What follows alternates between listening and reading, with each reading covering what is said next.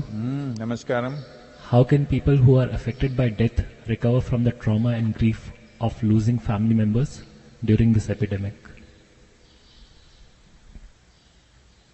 How can people affected by death recover?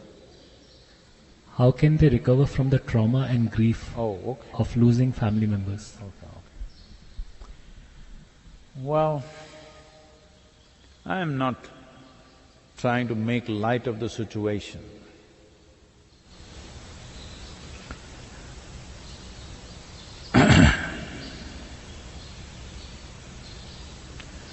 Situation is of enormous gravity. It's not that I don't understand this. I get this better than anybody and I know more figures than what is in the news. So I understand the gravity of the situation absolutely. But this is what life is about, that situations can become very heavy. But if your mind also becomes very heavy, you are part of the problem now. When situations are heavy, you must be light-hearted, light-headed, doing what you have to do sensibly.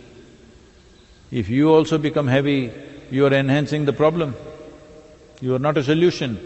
World will be better without you. This is not what a human being is made to be. We claim, or even scientifically it's proven, that you are the peak of evolution, at least on this planet. I don't know if you'll pass the test elsewhere, because even here most people are not passing the test. But you are the peak of evolution. That means you are the highest level of intelligence, understanding, perception, everything. If you're all this, you must be able to handle life situations well, gracefully, wonderfully. People are not dying only because of this virus. Right now, unfortunately, it's become a wave. It's become a wave. People are dying unnecessarily, that's the problem. Otherwise, every day, nearly 250,000 people or close to that, maybe 150 to 200,000 people die. Now, unfortunately, extra… what's the number per day worldwide? 6,000? Maybe 5,000–6,000 people extra are dying. There is a possibility that this can continue and grow into numbers which are unnecessary. So I want you to understand, death is not new in the world. Death is not new to families. I'm not trying to belittle whatever grief you have, but I want you to understand, this is what it means. When things go wrong in our lives, will we handle it gracefully or not? This is the most important thing. Otherwise, when everything is well, of course everybody is wonderful. Well, there are a lot of idiots, even when things are going well, they're nasty. There is no salvation for them. But when things go dead wrong in our lives, still we are there doing what we have to do. I want you to understand that those people who are consciously putting themselves to risk, that's where our empathy should be, really. Well, it got me, it got you, we either made it or we did not make it, that's a different matter. Yes, when you lose a dear one in your life, it's not a simple thing, because your life gets dislocated, you lost something precious in your life. Not easy, but this is the nature of this existence. This is the nature of your existence, that you come and you go. Either you go first or somebody goes first. Unfortunately, they're becoming victims to this spread of this virus, whatever. But we must understand this. Many waves of epidemics have happened like this.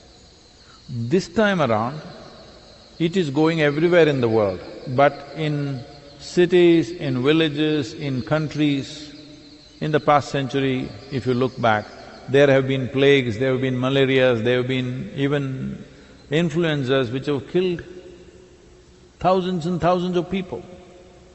This one is getting all the publicity because this has an ability to spread rapidly and without respecting national borders or whatever, it's going everywhere. And above all, it is also the level of media and social media we have. So this is getting a lot of publicity. I'm not saying it's not dangerous, it is dangerous. It's unfortunate if you've lost somebody in your life, and many of us may lose somebody in our lives, or we may lose ourselves. It's possible if it goes out of control. So now that you know how painful it is, let us do something so that many more people need not go through the same pain. When you lose somebody very dear to you, how painful it is. If you know this, one commitment should be, you must ensure this doesn't happen to another person and another person as far as possible. All of it is not in our hands, but we should not… every citizen has to just take this commitment. I shall not be a carrier. I will not carry this virus and give it to another person. First thing, I will not let it come to me. Just in case it comes to me, I will ensure it doesn't go to another person. This much commitment we must take because there is pain. Pain is not just of somebody dying, the pain is of people losing so many things. People losing somebody who's dear to them is more painful than death itself. So we are sorry that you have to go through this. Unfortunately, many thousands of people are going through this. Present statistics say every day 5,000 to 6,000 people, but this number could multiply just like that. It can just burst forth into 100,000 a day, it's possible. This is not to create fear and panic, but we must understand what we are confronting. We need to know what we are confronting right here. What we are confronting right here is an unprecedented kind of situation. At least in our generation, we have never faced anything like this. This is the first time such a thing is happening. Whatever comes our way, let's ensure that we handle it gracefully and make sure what happens to us doesn't happen to one more and one more and one more endlessly. Grief is not just a psychological process. If you're very closely connected with another life, grief will be in every cell in your body, it'll hurt in every possible way. Yes, it is like that. That's why we are human. We are human because we can hurt for somebody else's tragedy. Somebody dies and we hurt. This is what makes us human. Suppose somebody dear to us dies and we don't hurt, this is not human, this is inhuman. So, yes, it hurts to be human, but that is why it is worthwhile being human. So I know I'm not doing anything to bring solace to you, but this is the nature of life. And what's her name? Evelyn? Evelyn, wherever you are, whoever it is that you lost, if you can send the latest picture of that person, we will see what we can do. And your picture also, we will see what we can do. I know this is a crazy thing I'm taking up, but because now we may be flooded with thousands and thousands of this, but because you asked, as I said, if somebody is hurting, if it doesn't hurt you at all, that means you've forsaken your humanity. It's out of that I'm saying this.